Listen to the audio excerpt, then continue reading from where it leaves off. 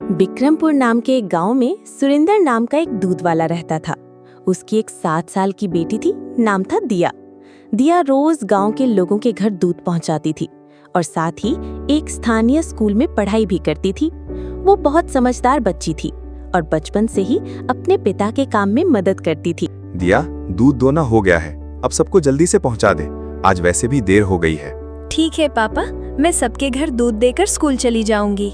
वापस आते समय दूध का जग लेना मत भूलना, कल भूल गई थी, तुम्हारे रामलाल काका ने लौटा दिया है। दिया दूध लेकर निकल पड़ी। कल्पना चाची के घर पहुंचकर बोली, चाची, दूध ले आई हूँ, जल्दी पैसे दीजिए, मुझे स्कूल जाना है। दिया, आज देर क्यों हुई? पास वाले घर में हमारे स्कूल के लिए एक नए मास्टर जी आए हैं, सोचा उन्हें थोड़ा दूध दे दूं चाय बनाने के लिए, पर हमारे घर में दूध ही नहीं था, इसलिए दे नहीं पाई। जल्दी से दूध दे दे, उन्हें चाय बना कर दूंगी। नए टीचर आए हैं? हाँ दिया, नए स्कूल टीचर आए हैं, कल से उनके लिए आधा लीटर दूध देना होगा, तुम जाकर उनसे बात करके आओ। दिया टीचर के घर गई बात करने। दरवाजे पर दस्तक देने पर टीचर की पत्नी ने दरवाजा खोला। तुम कौन हो? स्कूल बैग लेकर मेरे घर क्यों आई हो? जाओ स्कूल जाओ, तुम्हारे टीचर समय पर स्कूल पहुंचेंगे। नहीं मैडम, मैं स्कूल तो जा रही हूँ, लेकिन कल्पना चाची ने कहा कि आप कल से आधा लीटर दूध लेना चाहती हैं या नहीं, ये पूछने को, इसलिए बात करने आई हूँ। तो क्या आधा लीटर दूध पर्याप्त होगा? हाँ, आधा लीटर दूध ही काफी होगा। मास्टर जी की पत्नी दिया की ओर देख रही थी और मन ही मन सोच रही थी, उसकी शालीनता, जिम्मेदारी और शिष्टाचार ही एक दिन उसे बहुत बड़ा इंसान बनाएंगे। उन्होंने समझ लिया कि ये छोटी सी बच्ची केवल काम ही नहीं करती, बल्कि सम्मान के साथ बात भी करती है। मैडम, तो फिर मैं चलती हूँ, कल से दूध लेकर आऊंगी, अब मुझे स्कूल के लिए देर हो रही है। फिर दिया दूध देकर सीधा स्कूल चली गई। सब बच्चे क्लास में बैठे थे, तभी शिक्षक ने सभी से कहा, सुनो बच्चों, मैं तुम्हारे स्कूल का नया शिक्षक हूँ, मेरा नाम जतिन है। आज से मैं हर दिन तुम्हें पढ़ाऊंगा, सभी मन लगाकर पढ़ना। कुछ दिनों बाद दिया एक दिन कल्पना काकी से बोली, चाची, जल्दी से दूध ले लो। दिया, आज इतनी सुबह आ गई? हाँ चाची, आज जरा जल्दी आ गई हूँ। चाची, वो सर क्या अपने घर पर भी पढ़ाते हैं? हाँ, वो ट्यूशन पढ़ाते हैं घर पर, मैं अपनी बेटी को भी वहीं पढ़ने भेजती हूँ। वो पढ़ाने के लिए कोई पैसे नहीं लेते? वो बिना पैसे के पढ़ाते हैं। हाँ, वो बहुत अच्छे शिक्षक हैं दिया, तुम भी चाहो तो जा सकती हो, समझी? स्कूल जाने के अलावा मुझे दिन में 2 बार दूध देना पड़ता है, मेरे पास समय नहीं होगा चाची, इसलिए मैं ट्यूशन नहीं जा पाऊंगी। उसके बाद वहाँ से दिया सीधे सर के घर दूध देने गई। राहुल, 5 को 6 से गुणा करने पर कितना होता है? इतने छोटे सवाल का जवाब देने में इतना समय क्यों लग रहा है? 30 सर। अरे दिया, तुम तो 2nd स्टैंडर्ड में पढ़ती हो, तुम्हें ये मैथमेटिक्स कैसे आते हैं? अच्छा, मैं कुछ सवाल करता हूँ, जवाब दो तो जरा। 7 को 7 से गुणा करने पर 49 सर। 3 को 9 से गुणा करने पर 27 सर। 6 8 48 सर। 3 12 36 सर। नहीं, तुमने गलत कहा। 3 12 36 होते हैं सर, मैंने सही ही कहा। बहुत अच्छा दिया, तुमने बहुत अच्छा उत्तर दिया, तुम्हारा आत्मविश्वास मुझे बहुत अच्छा लगा। फिर दिया वहाँ से चली गई। आपने तो इस बच्चे की बहुत तारीफ की। तुमने एक बात नोटिस की, जब वो उत्तर दे रही थी उसमें कितना आत्मविश्वास था। मैंने क्लास में भी देखा है, वो बहुत अच्छा पढ़ती है, उसकी IQ लेवल बहुत ऊंची है। मुझे पूरा विश्वास है, अगर वो मन लगाकर पढ़ेगी तो बहुत आगे जा सकती है। कुछ दिन बाद एक दिन, देखा भाई, आज आसमान कितना गंभीर हो गया है, लग रहा है आज जोर की बारिश होगी। राजू, हमें जल्दी से फसलें किसी और जगह पर शिफ्ट करनी होंगी, बाढ़ आने वाली है, नहीं तो बहुत नुकसान हो जाएगा। शाम को तूफान आया, तेज हवाओं से पेड़ पौधे सब गिरने लगे। सुरेंद्र बहुत परेशान हो गया। हे भगवान, कितनी जोर से बारिश हो रही है, हमारा घर तो एक छोटा सा झोपड़ी है, पता नहीं ये तूफान और बारिश कब तक चलेगी, और हमारी गायें भी बाहर बंधी हैं। हे भगवान, हमारी रक्षा करना। इसी समय एक घोषणा सुनाई दी, सभी लोग ध्यान दें, सरकार के आदेशानुसार सभी को निर्धारित स्थानों पर पहुंचना है। अगले 48 घंटे में भारी बारिश और तूफान आने की संभावना है, बाढ़ भी आ सकती है। चलो दिया माँ, स्कूल में चलते हैं शरण लेने। ये झोंपड़ी कभी भी गिर सकती है। पिताजी, हमारा झोपड़ी शायद गिर ही जाएगा। गायों को भी साथ ले चलिए। ऐसे नहीं ले जा सकते बेटी, मैं उनकी रस्सी खोल देता हूँ, शायद वो खुद ही कहीं भागकर जान बचा लें। 2 दिन तक लगातार बारिश हुई। तीसरे दिन बारिश थम गई। पूरा गांव पानी में डूब गया था।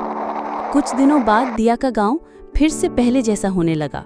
वो दूध देने वाली दिया अब दिखती नहीं, क्या हुआ होगा उसे?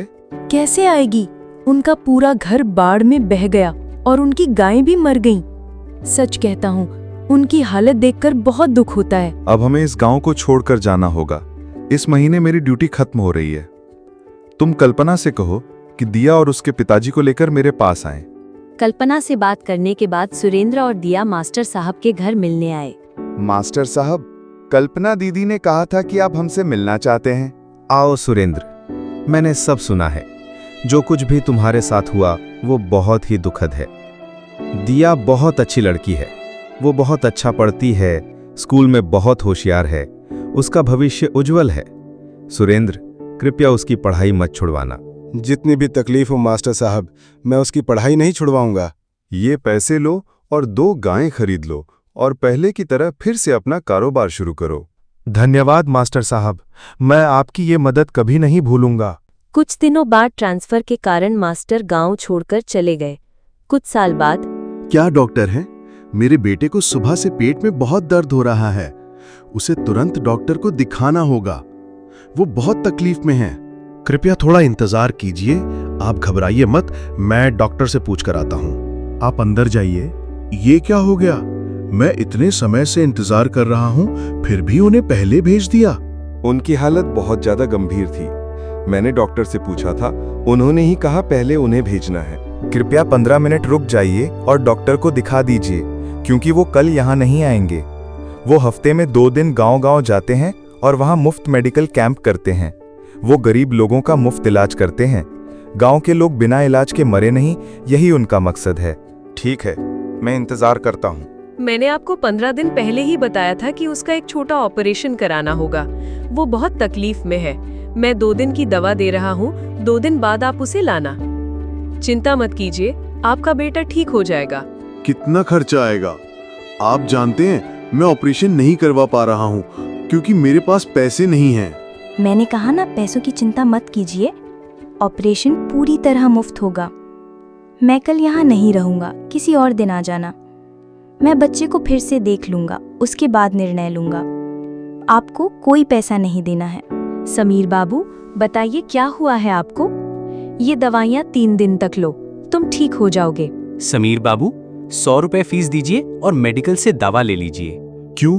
वो तो कह रहे थे वो फ्री में इलाज करते हैं। पहले वाले मरीज से कोई पैसे नहीं लिए और फ्री ऑपरेशन भी करेंगे, और आप मुझसे 100 रुपये मांग रहे हैं? कहीं ये आपका कमीशन तो नहीं? वो एक गरीब आदमी था। डॉक्टर गरीबों से पैसे नहीं लेते, लेकिन आप तो अमीर हैं, 100 रुपये इलाज के लिए नहीं दे सकते। मुझे उम्मीद है कि 100 रुपये देना आपके लिए कोई परेशानी नहीं होगी। ये डॉक्टर जो गरीबों का फ्री इलाज करते हैं, कई जानें बचा चुके हैं और सभी का सम्मान प्राप्त किया है, वो और कोई नहीं बल्कि डॉक्टर दिया है। कैसी हैं आप? पिछली बार आपको एक दवा दी थी, असर नहीं हुआ? इस बार अपने पति के लिए आई हूँ। वो न चल सकते हैं न दौड़ सकते हैं। आप महान हैं। आप जैसे लोग गरीबों का इलाज कर रही हैं। हम हमेशा आपके आभारी रहेंगे। सुनिए, ये दवा दिन में 2 बार दीजिए, 2 दिनों में वो दौड़ सकेंगे। चिंता मत कीजिए। डॉक्टर दिया ने अपना मेडिकल कैंप खत्म किया और घर लौट गईं। हेलो, क्या मैं डॉक्टर दिया से बात कर रहा हूँ? हाँ, मैं डॉक्टर दिया बोल रही हूँ। क्या हुआ? मैं डॉक्टर ओम प्रकाश बोल रहा हूँ। आपको अभी मुंबई आना होगा। क्या हुआ? अब किसी ऑपरेशन के लिए मुझे मुंबई बुला रहे हैं? हाँ डॉक्टर दिया, ये ऑपरेशन बहुत ही कठिन है। मैं अकेले संभाल नहीं पाऊंगा। आपकी मदद से ये ऑपरेशन संभव होगा। अब शाम हो चुकी है, मैं सुबह तक पहुंच जाऊंगी। कोई समस्या है क्या? नहीं, कोई समस्या नहीं है। मुझे लगता है ऑपरेशन में सिर्फ 2 घंटे लगेंगे। आप अभी निकल सकती हैं। ठीक है सर, मैं अभी निकल रही हूँ, चिंता मत कीजिए। दिया मुंबई के लिए रवाना हो गई।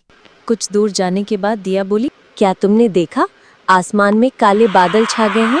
लग रहा है जोर की बारिश होगी। हाँ मैडम, मुझे भी ऐसा ही लग रहा है।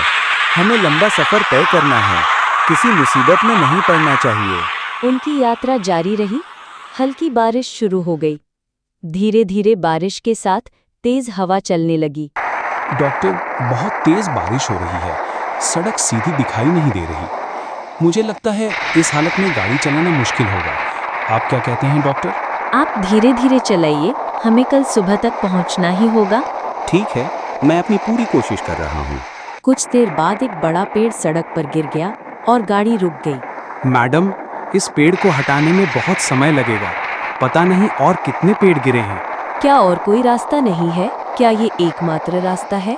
एक रास्ता है, लेकिन वह बहुत घुमा फिरा कर ले जाएगा और पूरा रास्ता संकरा है। अगर आपको कोई आपत्ति ना हो तो हम उसी रास्ते से चल सकते हैं डॉक्टर। असली जरूरत तो ये है कि हम पहुंच जाएं। मैं सिर्फ इतना ही कहना चाहती हूँ। फिर दोनों मन भारी करके उस संकरे रास्ते पर निकल पड़े। कुछ देर बाद गाड़ी कीचड़ में फंस गई। अब कोई रास्ता नहीं है, हमें आज रात यहीं बितानी होगी। हम कल सुबह निकलेंगे। ये गांव तो किसी भूतिया गांव जैसा लग रहा है। और कुछ करने को है भी नहीं। हमने अपनी पूरी कोशिश की। अगर यही भगवान की मर्जी है तो यही सही, लेकिन हमें गाड़ी में ही रहना चाहिए। मैडम, उधर एक घर दिख रहा है और कोई हमारी तरफ आ रहा है, कुछ कह रहा है। क्या मैं बाहर जाऊं? अच्छा ठीक है, लेकिन संभल के। तुम लोग कौन हो? कहाँ से आ रहे हो? मेरे बाबू ने गाड़ी की आवाज सुनकर यहाँ आने को कहा। तुम्हारे साथ एक महिला भी है। अगर कोई आपत्ति ना हो तो आज रात तुम लोग हमारे घर पर ठहर सकते हो। मेरे बाबू बहुत अच्छे इंसान हैं। डॉक्टर मैडम, मुझे लगता है कि रात इसी घर में बिताना ठीक रहेगा। आप क्या कहती हो? ठीक है, चलो। बैग को ध्यान से लेना, उसके अंदर ऑपरेशन का सामान और दवाइयाँ हैं, ध्यान से लेना। क्या आप लोगों के लिए खाना लाऊं? हमारा खाना तैयार है, अगर आप लोग कहो तो दे दूं। नहीं, हम घर से निकलने से पहले खा चुके हैं, अभी भूख नहीं है। अंदर कोई खांस रहा है क्या? वो कौन है? मेरे बाबू कई दिनों से बीमार हैं। मालकिन के गुजर जाने के बाद से मैं ही उनका ख्याल रखती हूँ। मैं एक डॉक्टर हूँ, क्या मैं देख सकती हूँ? बहुत डॉक्टरों को दिखा चुके हैं, सब कहते हैं बहुत पैसा लगेगा। आप देख सकती हो, मेरे बाबू बहुत अच्छे इंसान हैं। उनका दर्द मैं सहन नहीं कर सकती।